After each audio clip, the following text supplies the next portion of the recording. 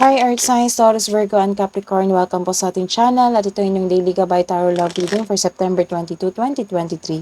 Please be reminded that this is general reading po, so maaari kayong makarelate o hindi. Just take what resonates. Gamitin ang reading na ito bilang gabay lamang.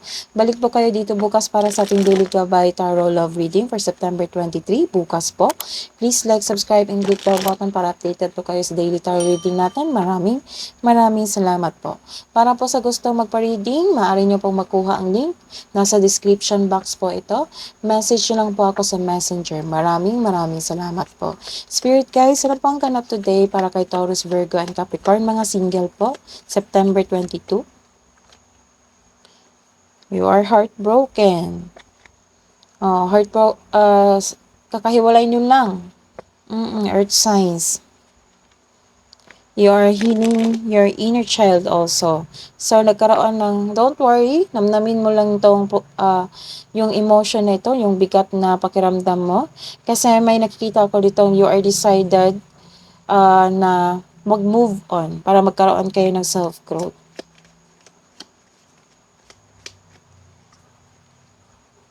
Nagkaroon ng separation dito sa mga may relasyon. It might be long distance relationship ito. Miss nyo ang isa't isa.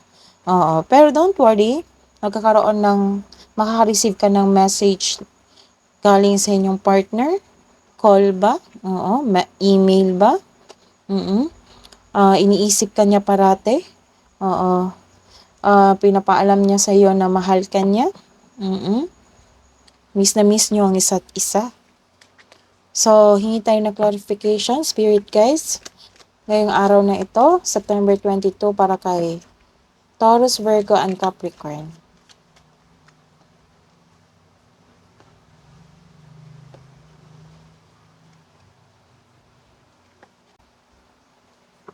So, this is a reverse card. Nagkaroon po kayo ng isang naging impatient kayo. Siguro may inaantay kayo. Kasi you are feeling lost dito kasi nagkaroon ng separation. May inaantay kayo na tao na bumalik sa iyo. So, naging impatient ka, naging frustrated ka na makuha mo yung gusto mo. Kasi nakita ko dito na gusto mong magkabalikan kayo ng ex nyo. This is a reverse card. Nagkaroon po kayo ng isang moving on. Nagkaroon yung ine-exercise nyo yung patience nyo kasi na found out nyo na ang ikli ng patience nyo. Sobrang liit ng pasensya nyo. So, nalaman mo at inaral mo kung bakit ka nagkaroon ng maliit na pasensya, na hindi ka naman ganito noon. So, ayun, kinontrol mo yung emotion mo. May nakikita rin ako dito na nagkaroon ng delay kasi may inaantay kayo dito nagkaroon ng delay dito.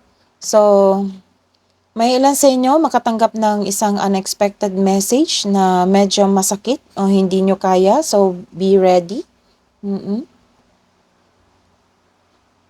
So, these delays are no accident. They are divinely timed to highlight an important realization. So, kailangan may ma-realize ka.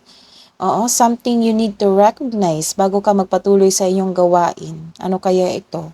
So, this lack of movement is reminding you to enjoy the process without being so focused on the person, on your partner.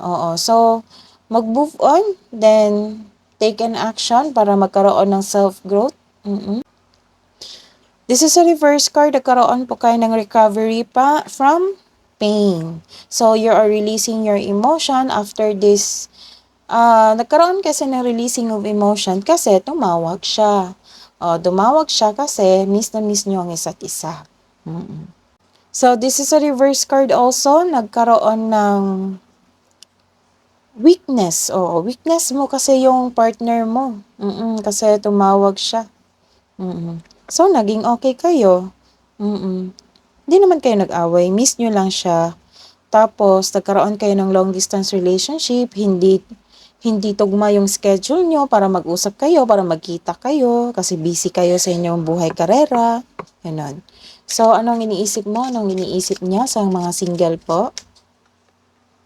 I look for you everywhere. Sa may relasyon, I'm starting to understand our connection.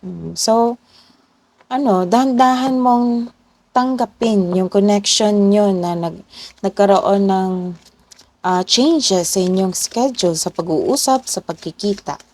So, you have to accept the reality kasi para naman to sa future nyo. So, sa mga love advice po sa mga may relasyon, ilista mo daw yung 10 things you are thankful for. Sa may relasyon, learn. Let love show you how to learn from each other. So, this LDR moment, kakaroon talaga kayo ng learnings dyan. You may not always understand why certain things happen. However, there is always a higher purpose to the events in your life. Through turmoil, a blessing will soon be revealed. Wow, my blessings. My beloved, though we may be physically apart, see? Magkaroon talaga kayo ng LDR. Message ito, my beloved, though we may be physically apart spiritually, we are always united. For love transcends space and time, nothing is missing. Tiwala lang. That is your reading today, Earth Signs. Balik po kayo dito bukas. Please like, subscribe, and click bell button for notification para po updated kayo sa daily tarot reading natin. Maraming salamat po.